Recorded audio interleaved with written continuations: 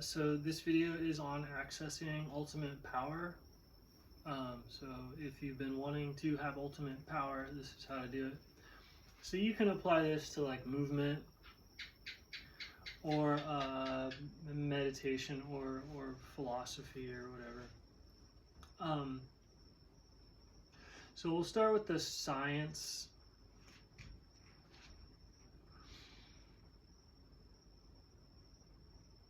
This is comprised of electromagnetic cycles.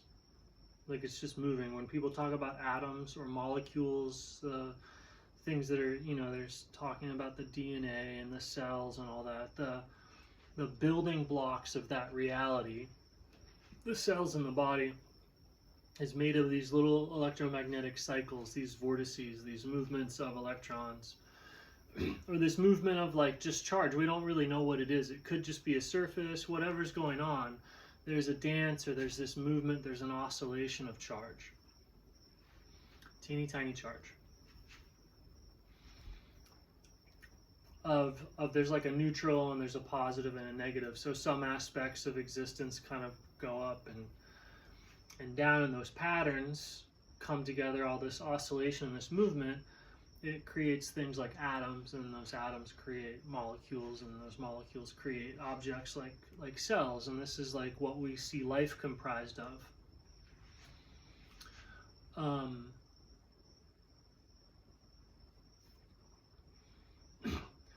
So as it scales up, all objects is just these oscillations of vibration, and so you can see them as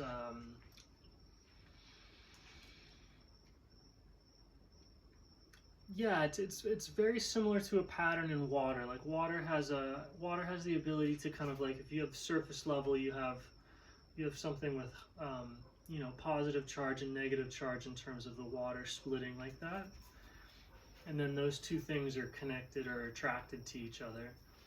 And so that depression, as it dances, it can start to create patterns like currents, whirlpools, right? This dance of this positive and negative. So if you want to it's just a really easy way to start to be able to intuitively think about like the molecular level, or just how do patterns exist in being in general. Like there's a lot of rich analogical thinking contained in water, which I think is why it's like a very important aspect of many mystery traditions and religions. Have a lot of their main redemptive activities are centered around water. And so by just using your intuitive experience of like looking at the ocean or looking at storms like water spouts or whirlpools, like things going down the drain, you can see how water, a single substance, can host many different types of patterns. And some of those patterns are currents, where the water itself is moving; waves, which is like energy stuff moving through the water on the surface. The water doesn't really move that much, it just looks a particular way as the pattern goes through it.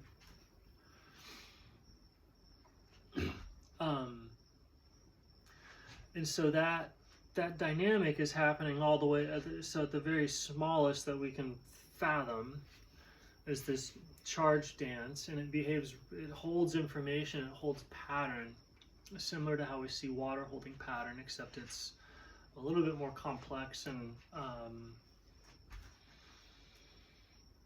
dynamic, but it's obviously it is everything, so it's similar to everything, but it's really similar to water.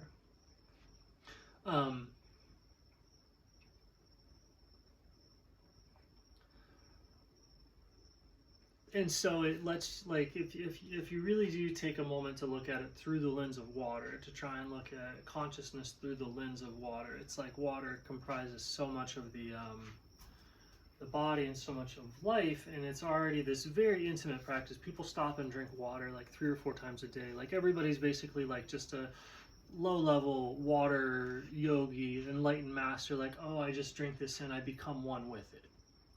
And everyone does this so much, and it's actually a very high-level attainment, this relationship with water, which is kind of the foundation of our consciousness.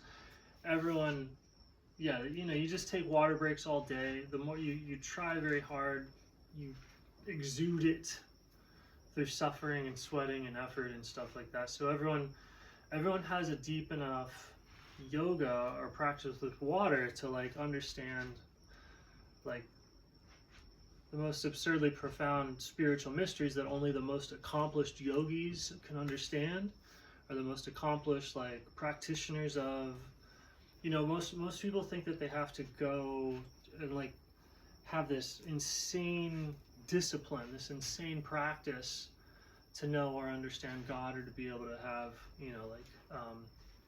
correct metaphysical thinking. And it is true. Like everybody does have to, if you don't have this practice where you devote yourself to the essence of being several times a day and take it into you such that it becomes you, if you don't do that discipline like a monk, you don't really get anywhere. But luckily, if you just kind of retroactively realize what you're doing with water throughout the day and what you've done unconsciously entire life, like you've had a very deep relationship with water. Just how much you think about it, how much you need it, how much you know. It's like even when it became not special, it's like it's still there. So like no matter who you are, everyone has this foundational like relationship with water where at very minimum they're drinking it, but a lot of people have swum in it, a lot of people watch it, they'll gaze out at the ocean at it, they find it beautiful. A lot of people are mesmerized with water. So it's like those are the aspects of any spiritual practice that really give somebody any fruit. So it's like no matter who you are, you can tap into your like God-given birth. Your relationship with water is like one of the foundational prerequisites for anybody even being here at all. And it is their devotion towards like the formless foundation of being, water.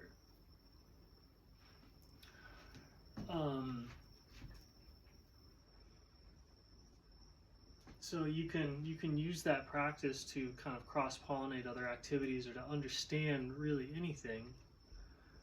And this is kind of a no duh, and the reason that this works is because like all of your sense perception, everything that's happening in your body is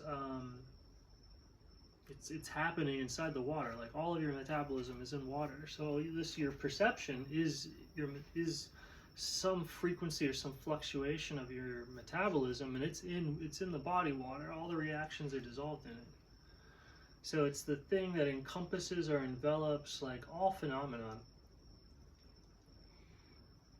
So just the very act of being alive has particular requirements of like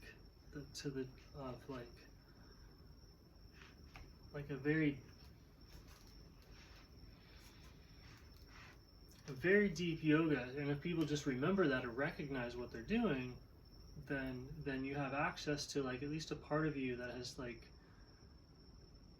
worshipped and trained something amazing and mysterious, and like you've just put your mind to it, you've imbibed it, you've based your life on it, you depend on it.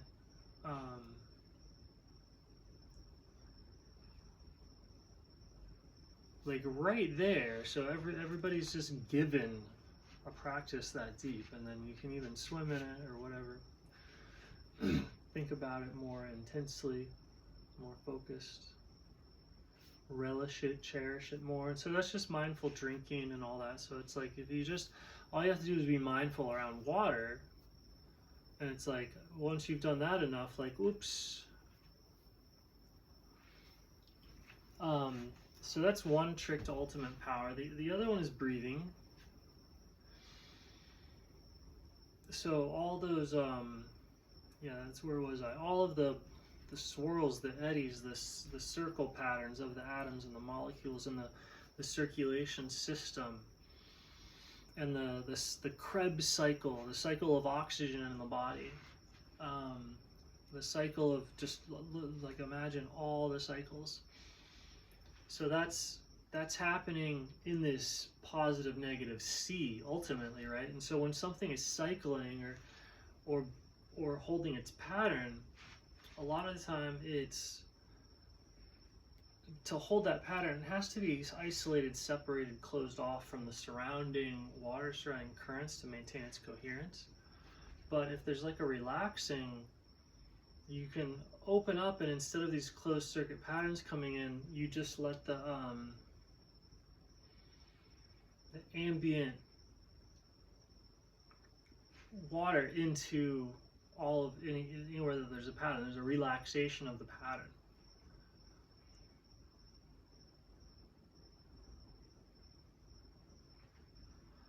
And connecting it to like outside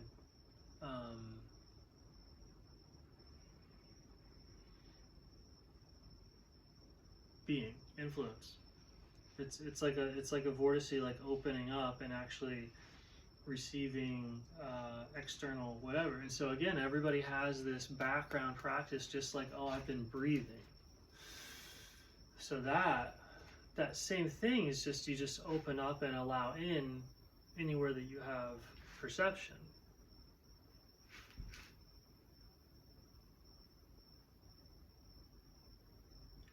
And so if you wanted to like stretch, you would get it to where there's perception there, but then like there's an opening of that, so that ambient energy flows in.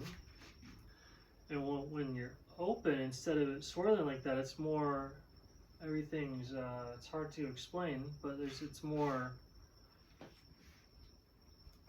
movement with what is, right? So it's got tremendous martial art applications. Or if you wanted to meditate, that's my jam now. I can't fight, I'm too old.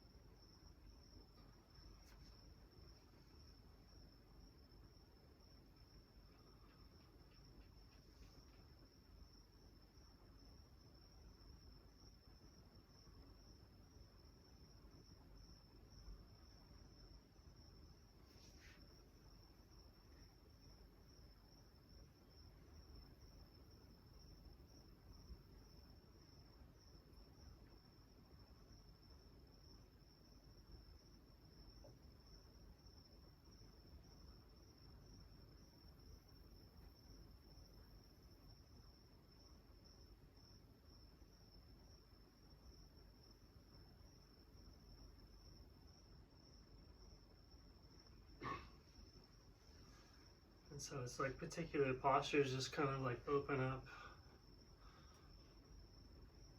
sensation to breathe, where you can direct the breath.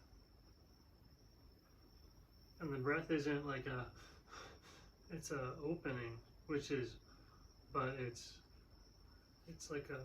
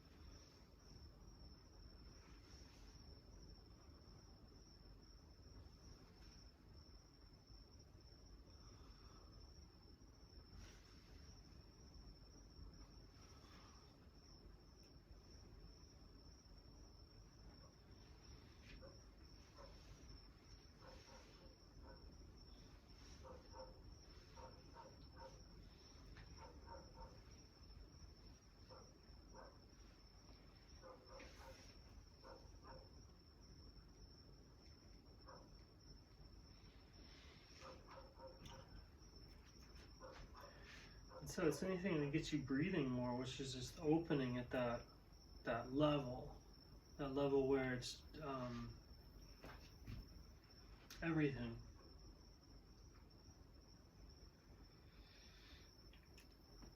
And so it's like deeper breathing is more effective, but it all force multiplies. So it's like if you're doing something that actually just gets your breath up, like panting, that's a lot of breathing. And then if you do the internal focus, it supercharges that practice.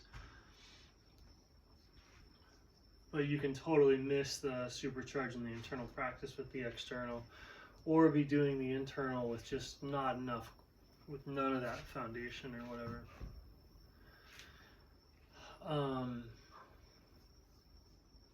And yeah, that ability to like open, because when you open, then suddenly you become the currents at large. Like you become the whatever's happening. So like if you want to use that in a sport or a fight or something, if there's energy coming, it's like you become the same motion. Somebody like throws a ball at you, you become that current goes into you. Like if you're dancing, you become your partner. You become one with the partner, one with the music. That's all done through opening. Meditation, one with whatever. So it's very similar to your practices with the water. So it's like you are it, you become it, you can be in it, swimming, floating. It can have different relationships with you in terms of it slowing you down, being a drag, immersing yourself. If it's deep enough to be a drag, it's also deep enough that you could float in it. And if it's deep enough that you could float in it, it's probably deep enough that you could drown. And so just about towards every activity of mastery, through your experience with water, you know exactly what it's like to master that thing and how often and what the capabilities of it are.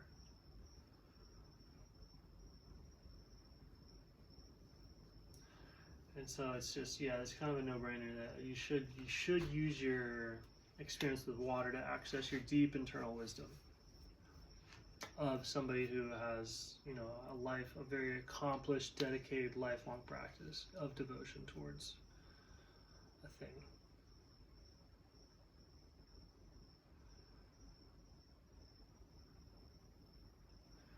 And then accessing that wisdom lets you kind of like analyze other stuff with like a very clear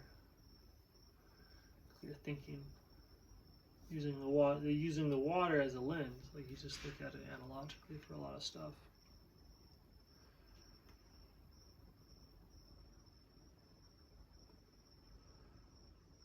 It's just a lens, but you know, it's pretty central to everything that's happening. So.